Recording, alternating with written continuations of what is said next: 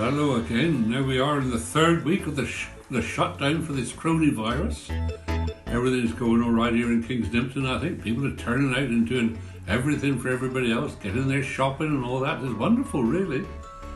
We had some marvellous weather, but I'll tell you what, the wind turned today and yesterday. There's freezing wind blowing down, although the sun's shining. And I always worry about Mary Ann at times like this because she suffers greatly from the wind. But never mind. I often think about the two of them, and Bert, I mentioned the fact that he was, fond of the drink, but he's a crafty old butt-sod as well, I remember about 3 months ago, a young couple moved into the village. They bought themselves their first cottage, and they settled in, and they made themselves popular, and they met up the pub with Bert, and they knew all about him and everything like that. And one Sunday, in the morning, he was in bed having his toast and marmalade and cup of coffee she'd brought up to him and reading the Telegraph, and she then had a shower. And as she was just stepping out from the shower, the doorbell rang. So she said to her husband, "I'll go and get that." She wrapped a towel round her and went down, opened the front door, and there was Bert standing there. She said, "Hello, Bert." He said, "Oh, hello, how are you?" She said, "Fine, thank you. What can I do for you?" He said, "Rather is what you can do for me, my dear." She said, "What's that?" He said, "Look, I'll tell you what, I'll give you £800 if you just drop the towel. Just for a minute, that's all." So she looked around, there was nobody else looking at all, and she thought £800 is £800, isn't it? So what she did, she smiled, dropped the towel, stood there for a minute, picked it up. Bert then passed her £800.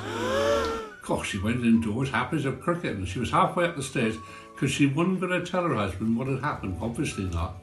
And her husband shouted out, he said, "Who's that?" She said, "It was only Bert." He said, "Oh, good, has he brought that £800 he owes me?" Crafty devil, eh? Mind you, the other day I was worried sick about him because Mary Ann rang up and said, "Bert's in that awful state. He can't stand up straight, he's bent over." So I went up there, and there was Bert, bent over.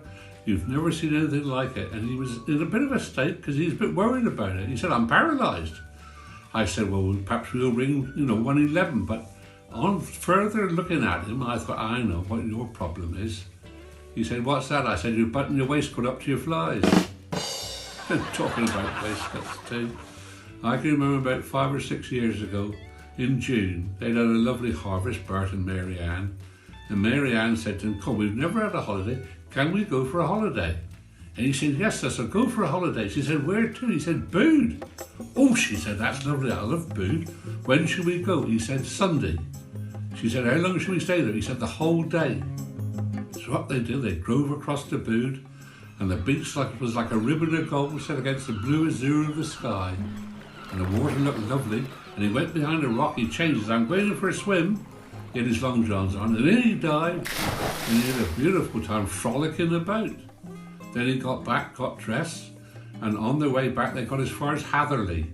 And he turned, he said, "I've lost my waistcoat." She said, "You haven't."